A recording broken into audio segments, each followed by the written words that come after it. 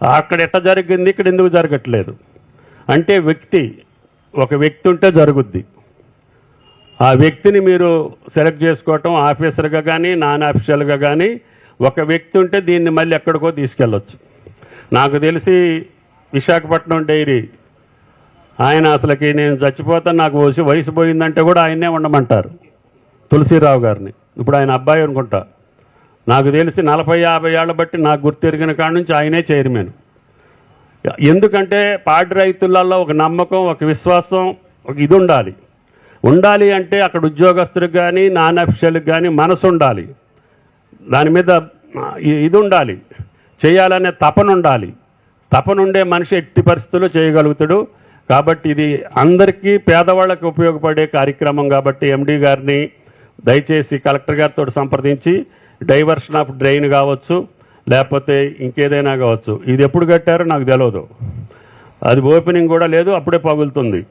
అయినా సరే డైరీ మీరు మొత్తం ఒకసారి మళ్ళీ చూసుకొని సాయంత్రానికి ఒకసారి సత్తుపల్లి వెళ్ళండి, కలెక్టర్ గారితో మాట్లాడిన తర్వాత ఓవరాల్గా ఒకసారి రివ్యూ చేసుకొని ఇమ్మీడియట్గా చేయగలిగేది చేయండి, శాశ్వతంగా చేసేదానికి ప్రభుత్వానికి ప్రపోజల్ పంపించండి. అందరికీ ధన్యవాదాలు. Thank you.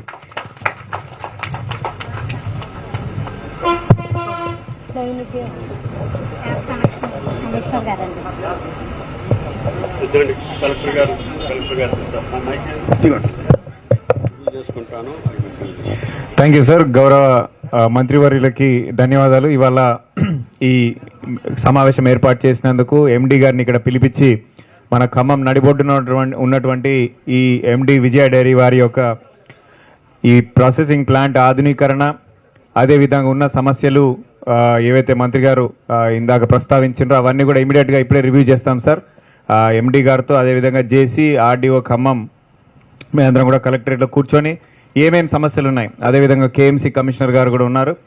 ఎస్పెషల్లీ వారు ప్రస్తావించింది ఎండి గారు ముఖ్యంగా వాటర్ సమస్య అని చెప్పారు. అదేవిధంగా కొంచెం శానిటేషను, పాడుపడ్డ బిల్డింగ్ని ఎట్లా మనం టెంపరీగా ఎక్కడైనా షిఫ్ట్ చేసి చేయవచ్చా, ఇవన్నీ కూడా ఇమీడియట్గా చేసి డ్రైనేజ్ వ్యవస్థ కూడా లోపలికి రావడం వల్ల కలుషితం అవుతున్నాయన్నది కూడా చెప్పిండ్రు. ఈ 4-5 అంశాలు ఇమీడియట్గా రివ్యూ చేసి ఒక టైం బౌండ్ యాక్షన్ ప్లాన్ చేసి తమరికి కూడా సబ్మిట్ చేస్తాం సార్. చేసి తొందరలోనే ఇది వర్క్ స్టార్ట్ చేసి మళ్ళీ పూర్వ వైభవం తెచ్చే విధంగా జిల్లా యంత్రాంగం తరఫున పూర్తి సహకారాలు పాటుపడతామని చెప్పి తమరికి హామీ ఇస్తూ సార్ సెలవు తీసుకుంటున్నాను.